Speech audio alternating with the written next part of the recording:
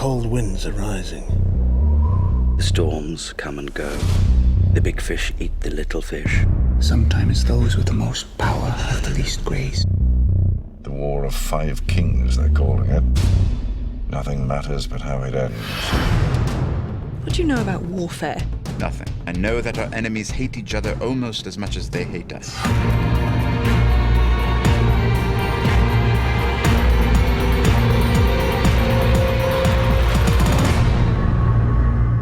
So Game of Thrones, Season 2 premieres on HBO April 1st. We've been given access to the first 2 episodes. David, Aaron, you've just seen it, and we would like to welcome Aaron to our cast. Welcome, Aaron. Thank you. Yay. I am very excited to be here. Clearly. I've been sitting back there for so long. It's great to be right here. That's right. Aaron has been doing some sound work here at Just Seen It and also as a producer. So he's on the cast now and is going to enlighten us with his Game of Thrones knowledge. Whew, I hope so. You should start first. So Game of Thrones is on HBO. It's a highly serialized 1-hour drama. It's got a little bit of medieval and a little bit of fantasy a la J.R.R. Tolkien. In this first episode of Season 2, they do a really excellent job of bringing us up to speed.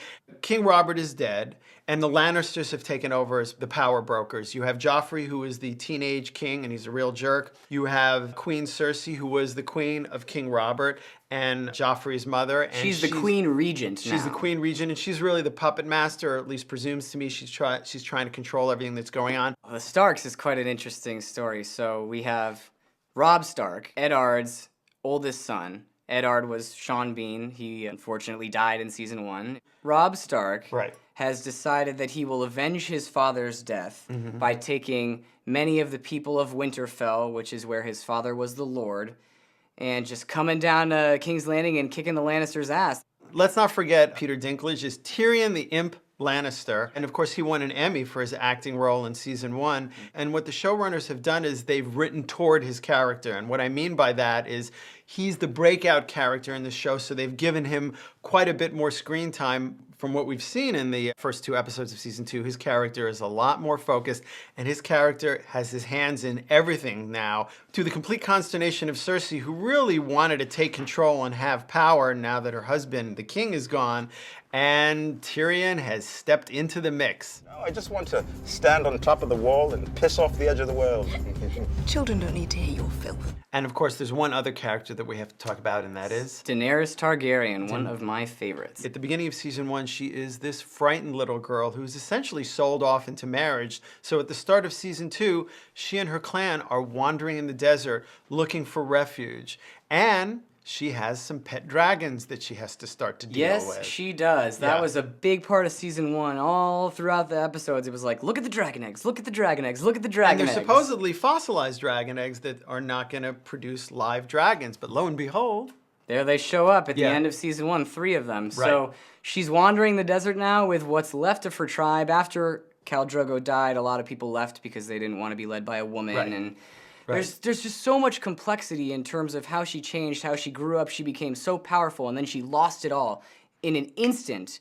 And now she's trying to get it all back. And we know that the dragons are going to grow up, and they're going to just wreck everything. They're going to change everything. Right now, they're really cute, little, adorable dragons that sit on her shoulder. They're gonna wear the crown, probably. Right. The dragons are gonna win. I want the crown. The show has benefited very well from being on HBO for a couple of reasons.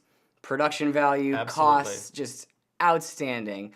And their directors are incredible, too. We have Alan Taylor and Tim Van Patten, both from Sopranos fame. And it's seamless. All the directors stick with the tone and style of the show, and the production values are simply remarkable. They're shooting on multiple locations in the British Isles, in Iceland, and Malta. They're in desert scenes, they're in snow scenes, shooting many times simultaneously.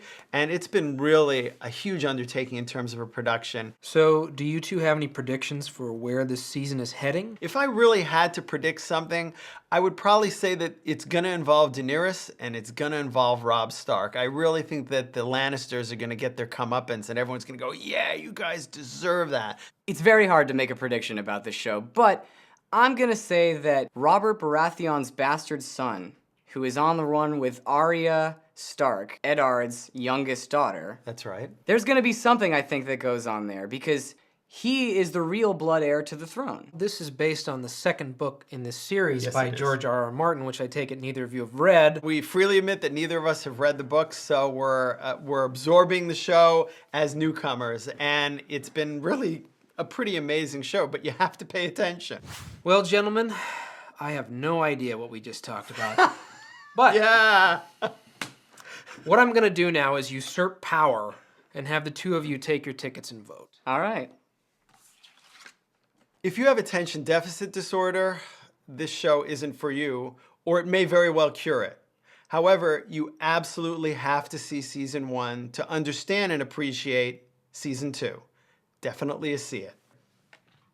After watching the whole first season in 2 days, I knew I loved this show.